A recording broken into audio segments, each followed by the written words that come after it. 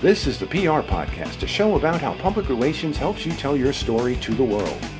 We talk with great PR practitioners who have the skills, creativity, and just plain savvy to get their clients noticed. Now here's your host, Jody Fisher. Hey everyone, and welcome to the PR Podcast. I'm Jody Fisher. Thanks for joining us. Well, make sure you're tuned into our YouTube channel. We say it at the top of every show, but it begs repeating. We are on YouTube at the PR Podcast, and it's a lot more fun to watch the episodes than to just listen to them. And let's be honest, we watch everything now. Do we ever just listen to anything anymore from the Gen X, X radio guy? Who listened to everything in my car. We watch everything now. It's in our hands. It's on our desktops. It's wherever we are. So watch the show. You get to learn a little bit more about our guests as well. So on YouTube at the PR Podcast, make sure there's only one The PR Podcast. Put the in there, and check us out there. Like, subscribe, and all that jazz. Now on with our show for today. We've got a really terrific guest. Cyndee Woolley is the founder and CEO of C2 Communications, a strategic communications firm that helps government agencies, businesses, and community leaders cut through the noise and communicate with clarity.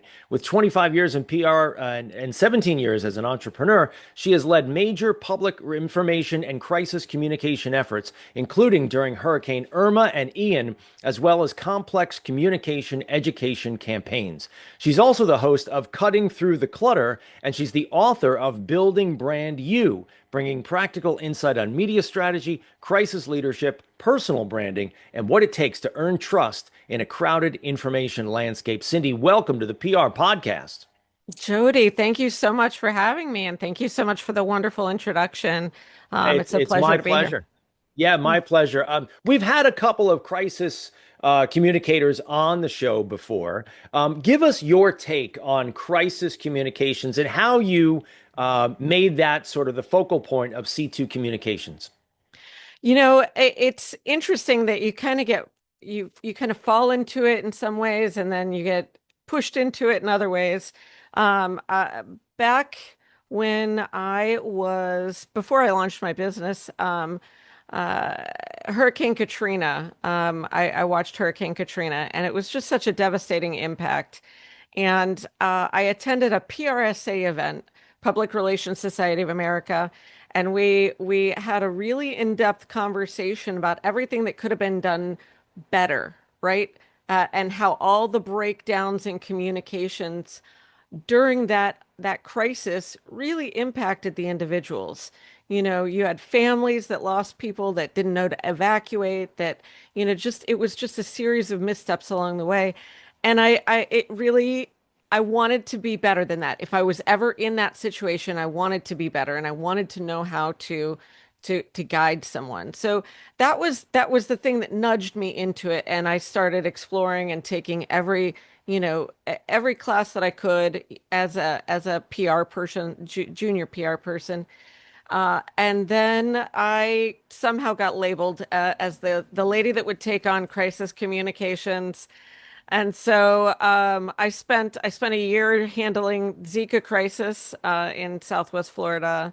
Of course, being a Florida native, I've been through many, many hurricanes, but Hurricane Irma, we took the direct hit, and that was definitely a big event to be a part of. And then just a few short years later, my clients were really devastated during Hurricane Ian. But some of the preparation work that we were able to do mitigated the damage and helped them recover and restore that trust a lot faster. So, it's a passion of mine, because that's a place where people end up in kind of that worst spot in their lives for a brief period. And if you can give them the resources and the tools to get ahead, man, I feel like that's one of the greatest callings you can have. Everyone seems to have their own different definition of what a crisis is. And I guess it makes sense, depending on what you do for a living or where you are in the world, that crisis can take on different forms. You are specifically talking about crisis in the form of injury to life and limb, right? Health safety kind of crisis. But there are other types of crises as well. Define crisis in your own words. What to you qualifies as a crisis and as a PR crisis? 100%. It's a whole spectrum of the impact that crisis communications can have on you as an individual and your business and the surrounding impact on the people around you. And so often when people think of crisis communications, they're looking at that big event, right? They're looking at it's a hurricane, it's a mass shooting event, it's a DUI or a child predator, or these major events. But more often than not, it's going to be the mayor who got a DUI, or it's going to be the business development person who was arrested for shoplifting, or the congressional aide that was arrested for domestic battery. Um, and these are all cases that are real. I'm not going to mention names. I don't want to go that route, but they're all legitimate issues that are out there, right? And if you go hitting Google or ChatGPT and you start looking on someone, there's a really good chance you're going to find a DUI or something along those lines. Now, the public can be very forgiving about certain things, but in this digital age, there are certain of those small crises that can become major crises and really, you know, put put you in a position where the only option is to resign. Um, I did get a call from a congressional aide who that was someone who called and asked for my advice. And my genuine advice was draft a letter of resignation so that you don't impact the congressman that you work for, and go get yourself into marriage counseling and stop drinking. Like that's at the end of the day, that's all you can do to restore. And fortunately, that advice was taken and they did attempt marriage counseling, at that point. So there is a recovery step beyond those crises that happen. But those are the things that can take a business down a lot faster, um, uh, and a lot more frequently than some of the major events that we think of. Yeah, I once heard someone define crisis as anything that takes you off your normal game, sort of Hmm. anything that diverts your attention, right? And because I think that sort of I'm losing the word there, but it sort of gets you away from the literal translation of crisis, like you were saying, a hurricane or a shooting or a death or some other kind of scandal. I think we lose ourselves in the specifics of crisis, trying to define Mhm. crisis by defining it by the specifics. And to me, that definition of anything that takes you off your normal course of business is probably the most effective. People also talk about getting ready for crisis, and you having lived through a number of them yourself, and then having helped manage so many more from your PR seat.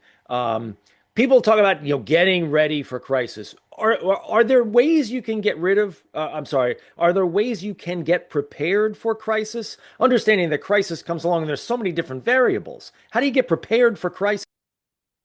I think the number one way to prepare for a crisis is to have a consistent, transparent communication program in progress before the crisis hits, because that's how people hear from you. That's how they develop an understanding of what to expect from you, and they're building that relationship before a crisis hits, right? If they don't know who you are, if your name just pops up in the news on the news cycle with something negative and that crisis hits and there's no established relationship, there's no back history when they start doing a deep dive on you to see, is this real? Is this legit?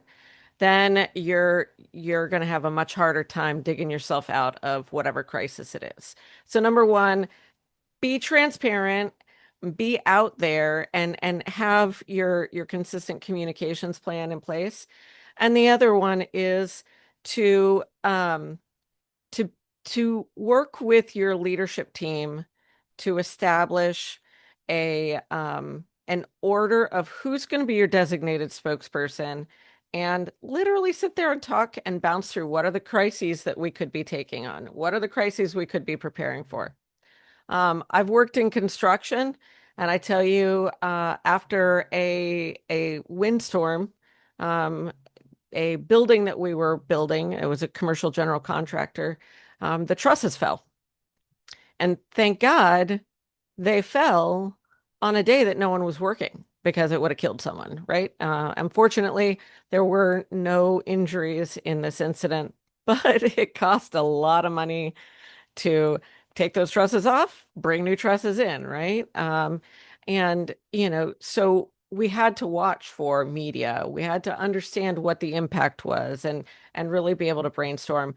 You know, you can anticipate some crises and you can put together that checklist of what that response would be beforehand and have those conversations beforehand. And that's going to make it so much easier when things do go wrong, because they're going to go wrong at some point, right?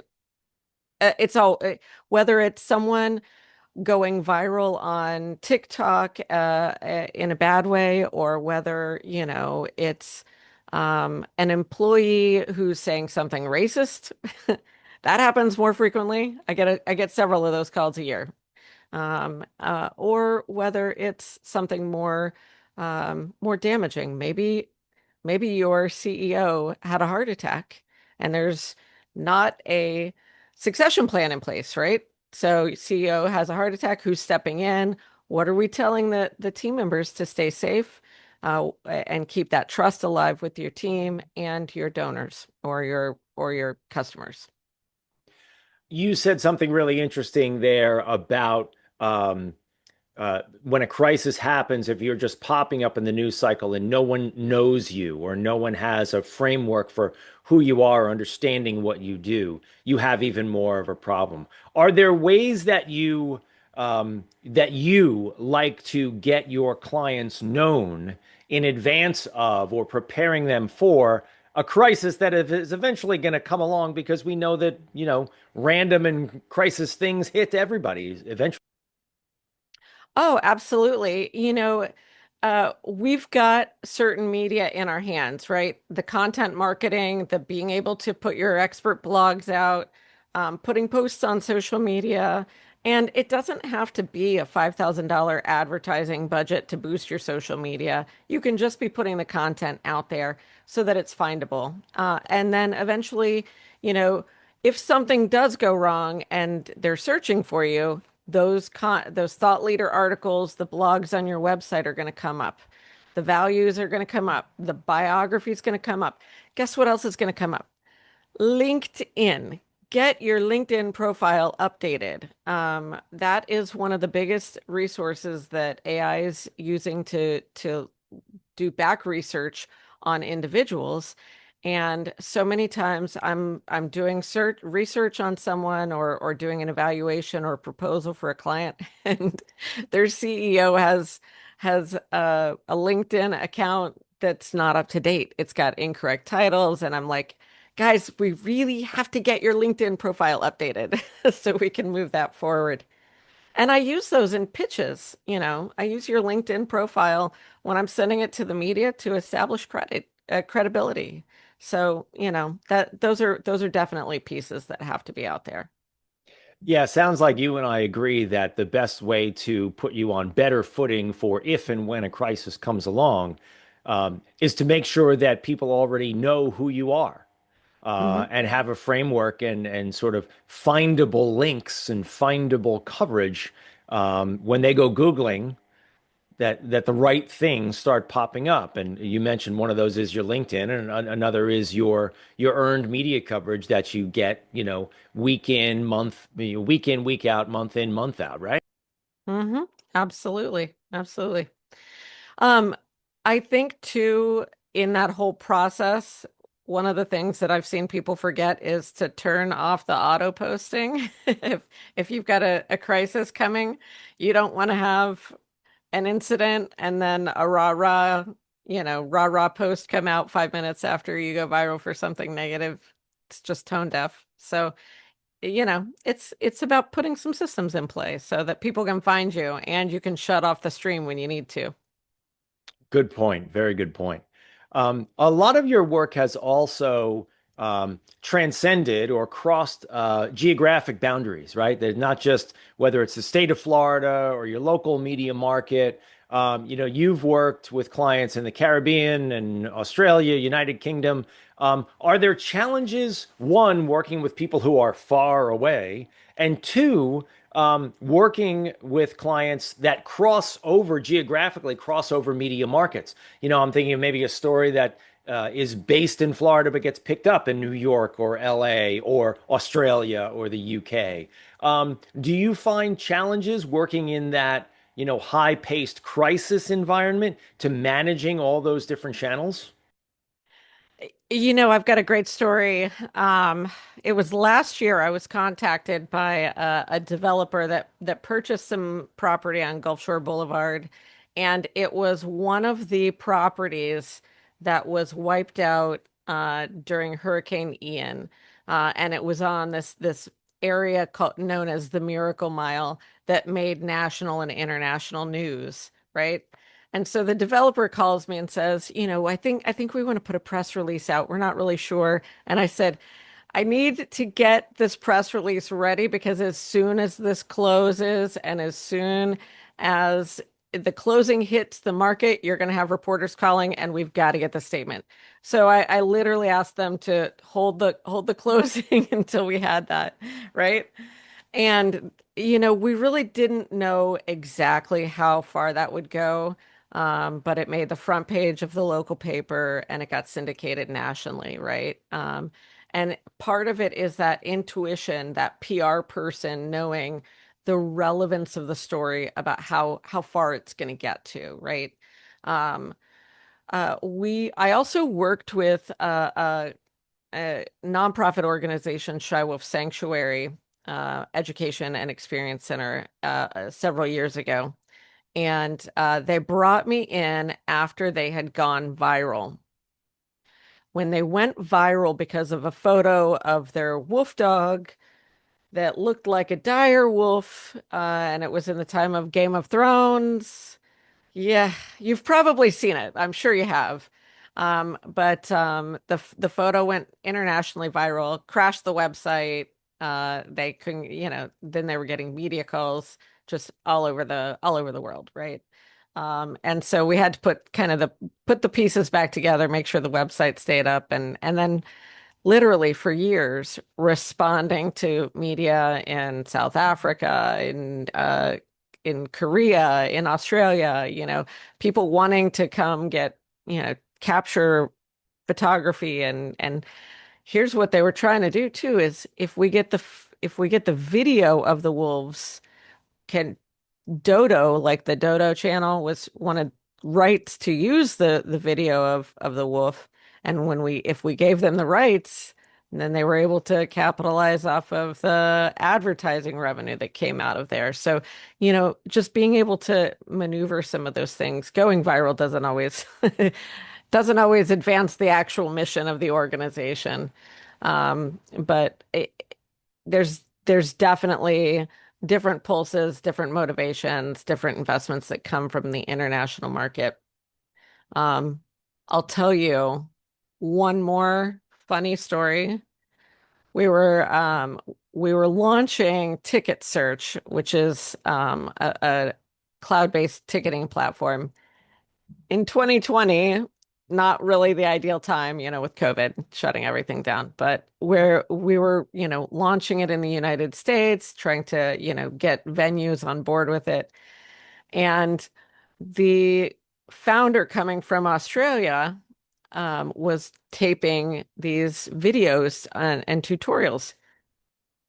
Australians like to work through, give me a tutorial video and I will work through it and I will put everything together myself. They're very independent workers. So he recorded 4-hour training videos, said, sign you up, here's your video, God bless. And they were happy and successful. When you got into the US market's not happy with that, we want a lot of hand holding. I want 15 minutes. I don't have time for 4 hours. Just like make it happen. So you it's people have different nuances, different ways of doing things, and you've got to be able to anticipate those. Great point about anticipation for sure, because you never know what's coming down the pike, and whether it's a media organization or whether it's a culture like you just outlined, everybody's got different expectations and everybody's got different needs, and I guess it's our job to anticipate those and cater to those, the best that we can to get the outcome that we want to get. Um, That's one of the biggest perks of AI right now for PR people. Um, if you have, if you know who your audience is, and you go do a deep research profile of that audience, what's going to move them? What are the images? What are, you you have assumptions, we have the knowledge, we have that training, but to have it confirmed by some of the deep research out there, man, that's some gold. So, Yeah, there's lots of treasure chests inside of AI for PR people. I'm finding that for sure, and I'm sure that I'm just scraping the surface. I'm sure you've gone much deeper. Let's pivot a little bit and talk about your podcast. We're here on the PR podcast, but let's talk about your podcast, Cutting Through the Clutter. Listen to a couple of episodes; it's really great. But tell us about what you like to talk about on that show, and how brands and public agencies and leaders can earn attention and trust, because that's a big part of your practice as well. 100%. So the name Cutting Through the Clutter, I looked back at what my clients had always told me when they were like, man, Cyndee, I'd start interviewing them to try and get to the point on that communications plan. Boy, you just cut right to the heart of that. You cut right through the clutter and got right through it. And I was like, God, okay. When it came time to name it, that's where it came from. But really looking at the issues that small businesses are facing, businesses, governments, I've got a really unique spot where I work with a government agency, the nonprofits that kind of support them, and then I've worked with some corporations that like this there's this little synergy between the three, and so it's a unique area. But we're heading into the next season of Cutting Through the Clutter, and you're getting it hot off the presses. Our next season is going to focus in on broken trust, and broken trust being the philosophy that right now in 2026 we as a country are in a terrible spot for trust. You've got people who haven't quite healed from COVID, from hurricane issues, from scandals, from MAGA versus Democrat versus this versus that, right? Like everyone's very burnt out and disengaged with the government, and politics. So our next season is going to take on, what the media environment is looking like in terms of trust, or in terms of broken trust right now, so that you can cut through that clutter and actually make connections, make authentic connections that you can build and grow with as a business. Well, definitely looking forward to that season, and we'll tune in for sure. When it launches, let us know. We'll definitely put it up on social media. Wonderful. Thank you. Yeah, let's also talk about building brand you. Now you're on a new edition of that, right? Your book? Yeah, well, we're wrapping up the manuscript. We're getting ready to, you know, wrap a bow on it and put it out to publish. But uh, I originally wrote Building Brand You in 2009. I can't believe it's been so long, but 2009, because I had a lot of construction industry professionals that were asking me how they could stay relevant, following a recession. And, so that it was meant to be a guidepost that wasn't just start a Facebook page, right? Or start your LinkedIn profile. Like you got to really reflect into what's your mission, what makes you relevant, what makes you a keeper, right? And lately, I've just felt like with AI, so many professionals are afraid of losing their jobs and afraid of there's a lot of, mistrust on what's going to happen in the industry because of AI disruption. Not that AI is all bad, but it's definitely going to move the needle on everything. So we're updating, we're refreshing, we're pulling in brand new case studies, brand new models. We are going to be touching in on, this concept of broken trust and how you can stand out in the AI age. If you're looking to just build your personal brand and stay relevant moving forward. Your personal brand is critically important when we run into crisis communications. Bringing it back to what we were talking about at the top of the show, um, just the fact that whether or not people believe what you're saying is sort of a critical underpinning of how well you do in a crisis, right? 100%, they've got to really believe and understand that you are reflecting the accurate impact that you're having, right? So that you're not just being tone deaf and apologizing, giving a PR answer, a PR response back after a crisis. They've got to see that you authentically reflect, understand that it's a crisis, understand that it's broken trust, and that you're genuinely taking the steps to restore that relationship. And that can be really complex and nuanced, because if you say the wrong thing and it winds up on social media, there are a million people out there that are going to call you out and cancel you, and you could go viral again in a worse way with the wrong apology, right? Um, and so you got to get it out there and get it out authentically right and do the right thing. If someone is listening to this and they're thinking about building their personal brand, maybe they have zero personal brand right now, or they have a personal brand that they don't like, and they want to change it. They want to redefine themselves, however their circumstances may dictate. Is there a first step that you recommend that people take towards building a personal brand? And how is that different from building a corporate brand? Sure. I think that there are a lot of similarities, right? In personal and corporate brand, but a corporate brand, of course, has broader vision, broader, legal implications. Um, when you're building your personal brand, you have to start with what's your vision? Like where do you want to be right now? And what are your values and your priorities? Start that far back, right? To go, this is who I am at my core being, and now how does that guide the rest of how I reflect that my priorities and my values? Because that if you don't have your values straight, if you're living up to values that are imposed on you from your community, from what you think you should be putting out there as a professional, or outdated advice from HR people that are giving you the best they have, but aren't in the current market, right? Then you're gonna fall off track really easy. But if you get the values really, really straight and you understand where you want to be, then you're going to reflect that. Your resume is going to look clean. How you present yourself, that body language is going to be much cleaner. You're going to come across much more confident. And when you're in that interview, you're not trying to be everything to everyone. You know, I'm the right person for this job and I'm going to nail it. And this is exactly why, right? But you've got to be right in that center first.